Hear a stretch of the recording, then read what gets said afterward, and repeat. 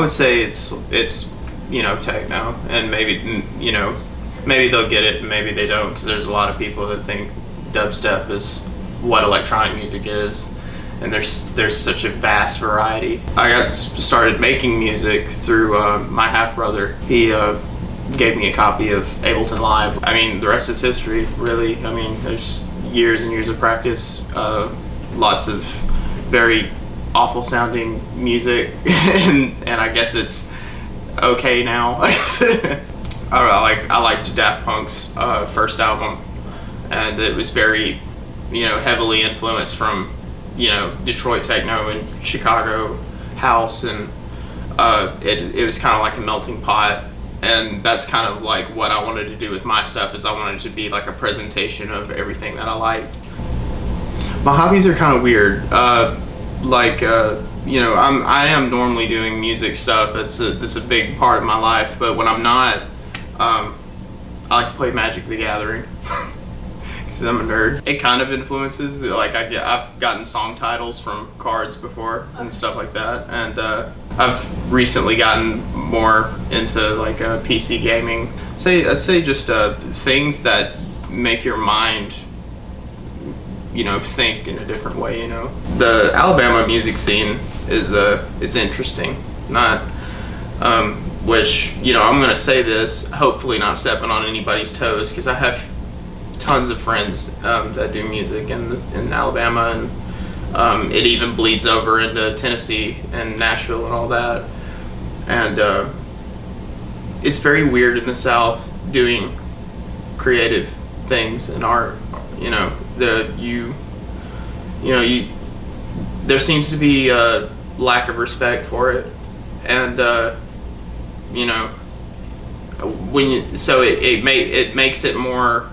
makes me appreciate what I'm doing more when I can meet an artist that's like-minded or is at least doing their own thing, and we can sit there and talk shop, and that's. But as far as like doing techno as in the South is it's hard. Like people don't get it, because it's it's not a Leonard Skinner cover band or something. It's it definitely takes you having an open mind, and especially seeing the art aspect of it. A lot of people think dance music is strictly like background music, or like just very repetitive and blah blah blah, and it is some of it, but there is an art in it. There's an art in everything. I feel like if a human is creating it, it's art. There's a couple people I do want to shout out, because Spice Radio, which is a underground radio station focused in it's based in Huntsville, focuses on Tennessee Valley, which kind of covers a little bit of the gambit of North Alabama versus all the way up to Nashville basically. And I want to shout them out, because I do have a podcast on there where I showcase some of the artists on my label, and sometimes I interview people, sometimes I don't. Here lately I haven't been because of schedule restraints, but I do want to shout them out. They do a fest every year at a local brewery. It's the whole bill is different genres of local artists.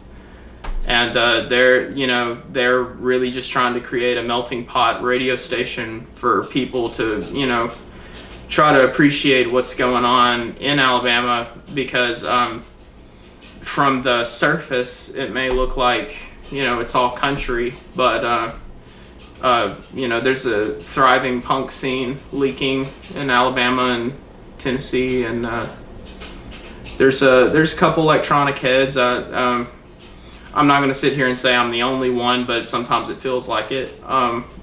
There's a lot of veteran DJs in Alabama that still are very good at their craft. I mean, last night was pretty intense. I played at the 606, which is a local Cleveland venue, And of course, Grand Rapids, everybody on that lineup were people that I admired a lot.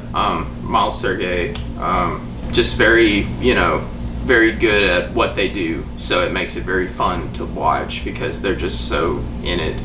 I created in 2015 Run On Recordings, which was originally going to be kind of like a sort of a one-off CD label, and it turned into a net label, which is a all internet based music label. But I like to call it more of a platform, and because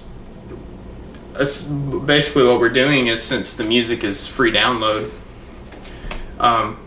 you can only find the label on Bandcamp. We're not on iTunes or anything. You have to go to Bandcamp to get any of the music.